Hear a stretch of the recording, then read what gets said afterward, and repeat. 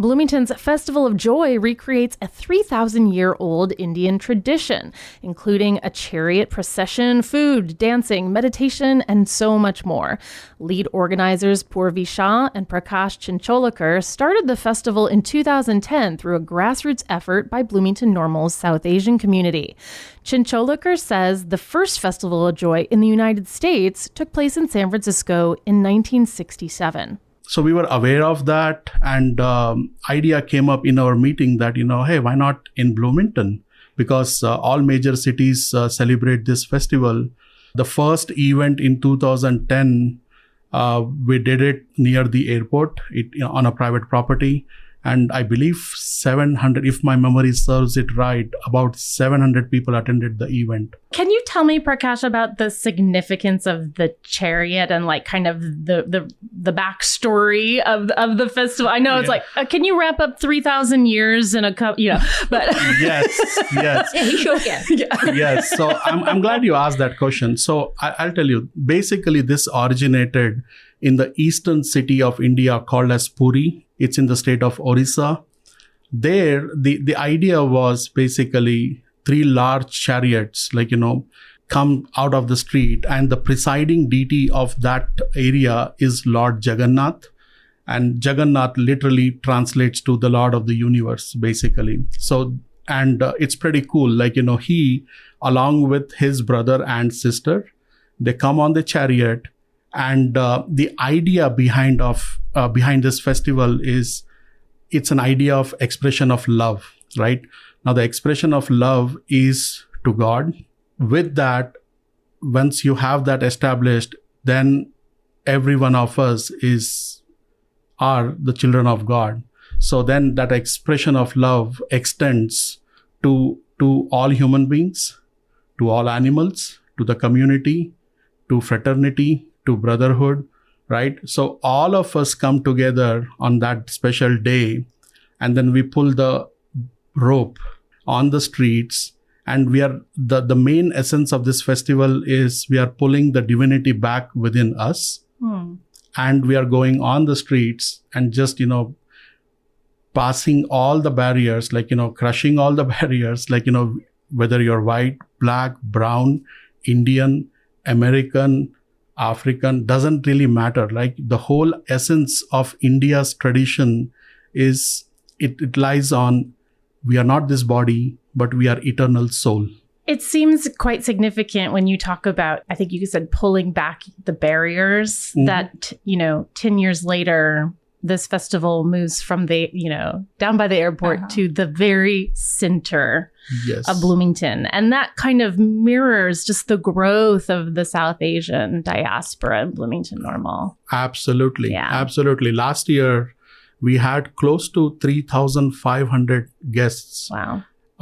People have come all the way from Washington, D.C., Riverside, California, St. Louis, Chicagoland, and the nearby cities. So people were from east, west, they all gathered.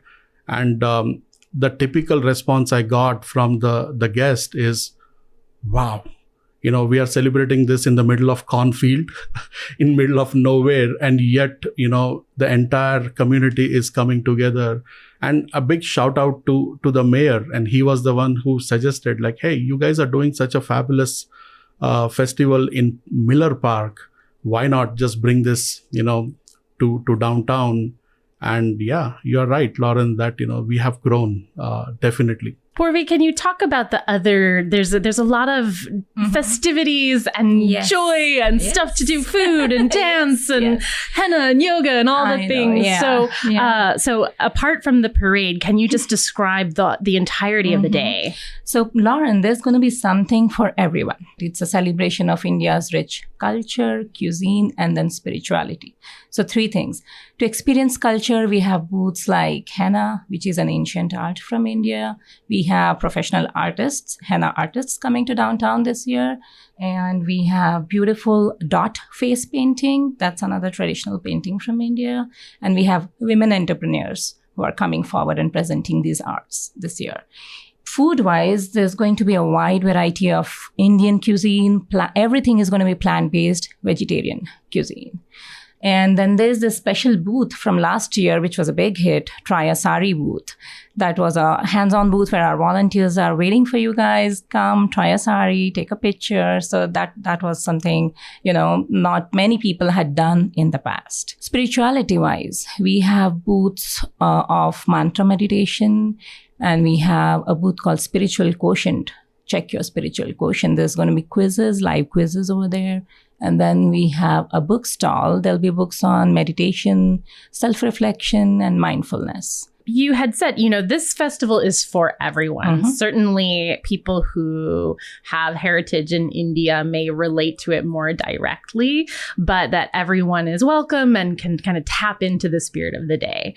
How does someone who is not South Asian make sure that they do that respectfully? There are absolutely no rules, right? So I strongly believe that we have a lot more in common than what divides us, basically. So just show up, in whatever you are comfortable with. And you will be experiencing something that, other culture is going to represent. So just by being you part of the festival in whatever you are comfortable, and that's what the spirituality is all about. We want to start from where we are and we true to be where, what we believe in, and then just show up. So there are no rules. No, if you have an Indian dress, sure, if you want to wear that and show up, great. If you're not, absolutely no rules. Anything to add, Purvi? No, he's right. Yeah. It's an open for all festivals, and it will be a family-friendly festival. Yeah. And if you're bringing pets, you're welcome to bring pets, but there'll be a lot of crowds. So that's one thing you need to keep in mind. So I can put my pup in a sari too. Yes.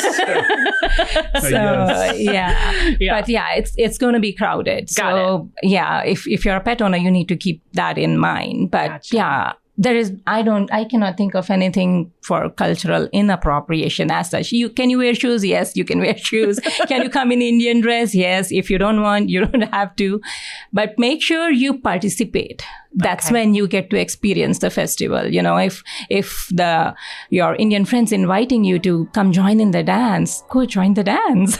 Yeah. So, that's how you feel the joy. The Festival of Joy takes place in Museum Square in downtown Bloomington on Sunday from 1 to 6. The evening ends with a free vegetarian meal for all, until all the samosas are gone.